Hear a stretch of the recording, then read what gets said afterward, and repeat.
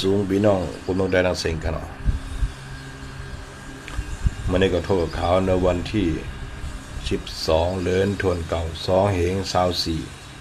24เขามีข่าวมาเมื่อวานเนี่ยเมื่อวานข่าวยาม11 โมงเนี่ยเนาะมินออนไลน์เนี่ย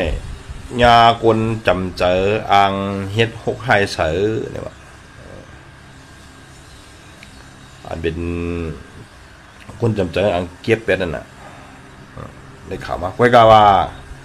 อันเป็นคนจำเจอที่มี2-3ชาก้อนอันเป็นข้อห้องบริการนั่นน่ะไว้ก็โดนหยอบเลยก่อนเงินแผ่นโหนว่าน่ะแผ่นซ่อนแผ่นว่าน่ะก็ก้อนนั่นแดมต้องถามว่าอาสักมันเดี๋ยวมันหือคือเดี๋ยวมันหือเนาะอันไม่ให้ท่าฉันนั่นเฮ็ดไทยได้ก็หูกันนะเขาก็เลยข่าวมาจังนึงไงมีน้องหลายยาคนจำเสืออังเก็บแปดนี่กันได้ข่าวมาเนี่ยไปก็มันก็สัตติตัวแต่เสียกันมีหลายมันกวนจังกันน้ำเหมือนจ้างมันกาดังเมืองอย่างก็นั่นเมืองขังเมืองก็นั่นเมืองช่างเนี่ยเมืองนั่นอันเขาหมักของซาแบบเมื่อไรคอน่ะมันหูมันคือดมหมักแล้วมาสมันบานว่าเหลียวหมดวะก็พูดอย่างนั้นแหละ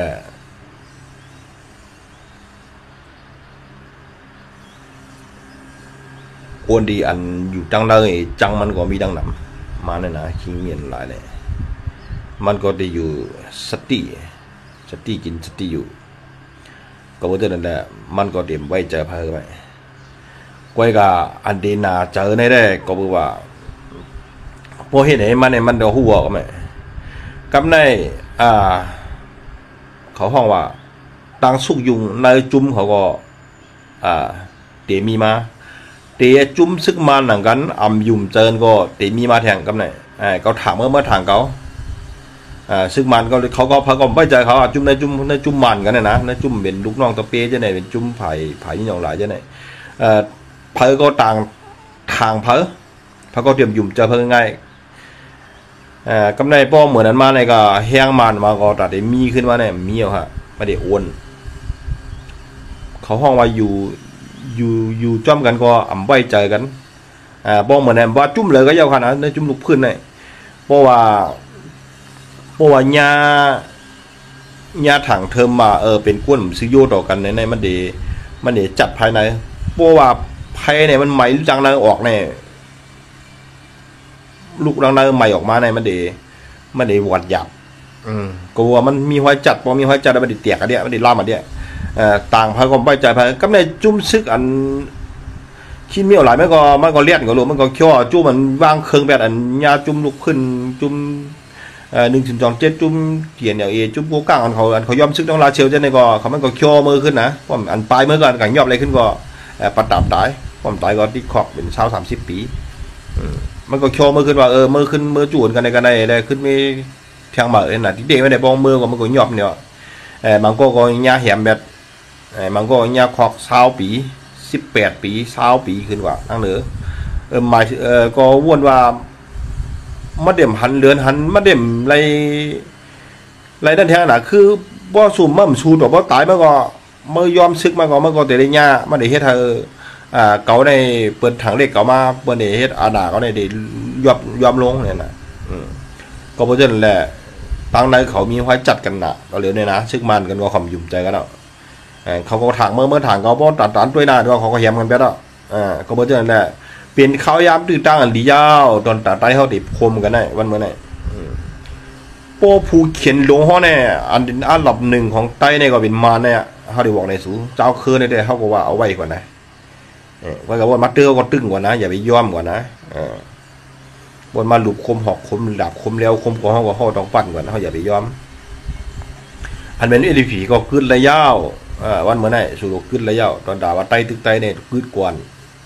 พอสุ่มขึ้นในวันเมื่อนามาเนี่ยคือไตก็ตีมวยหายตายย้อนเบอร์ศูนย์เนี่ยตั้งพิษสูเตรียมมาเนี่ยก้นหลวงเลยนะนี่ก้นหลวงไงก้นอ่อนนะครับผมว่าก้นอ่อนเนี่ยมันเห็นจำความสั่งบ้านนี่กันลูกมันกล่อมเรืออะไรเขาก็ปองเจอนั่นแหละเขาก็จะมาเซมันนี่อย่างก้นอ่อนนะเขาก็ปองเจอเขามันพิษดีตัวใหญ่มัน เพราะโหมันสายก็หางมันก็มันต้วงวันได้เขาก็ปองเจอก้อยกาวัดมือได้ในมาในอ่อนๆตั้งเนื้อตั้งนอกเขาในจัดกันหมดมันจัดกันหมดอ่ะมันเปิดวันมันแตกไว้พระก็ยุ่มเจอพระนะมีโนรานี่เนี่ย3-4 ปอค่ะนะอันย่านเบอร์นี้เฮ็ดให้กวนจำเจอเบอร์นี้เฮ็ดให้มันขึ้นไหนเบอร์นี้เขาก็ได้สั่งมารายการสั่งมาต่างอันใหญ่ๆจะในเป็นจอมหันสุขันลงใหญ่ๆจะได้กันนะระดับก้นลงอันเป็นใหญ่ๆจะได้กันโดยสั่งมาเก็บก็เหมือนให้มันได้ชุกชักอันนี้นะมันได้อยู่ยาวว่าโหลซึ่งมันก็ได้ร่วมอะไรเนี่ยก้อยกับมันก็เลี้ยนก่อนเลยที่มีหลายมันก็มีกวนเปิดยามมีกวนจำเจอมันไวใจที่ได้เป็นกวนอะไรเป็นกวนของลูกใจมันสั่งมาเปิดหยอบไรนี่เนาะหยอบเลยกวนนั้นก้อยกับเปลี่ยนจะหือเด้อเข้าก่อมเลยหูจ้อมเชิงก่อนนะไล่หัวย่อยมันก้อยกับหยอบอ่ะหยอบหมู่บ้านเนี่ย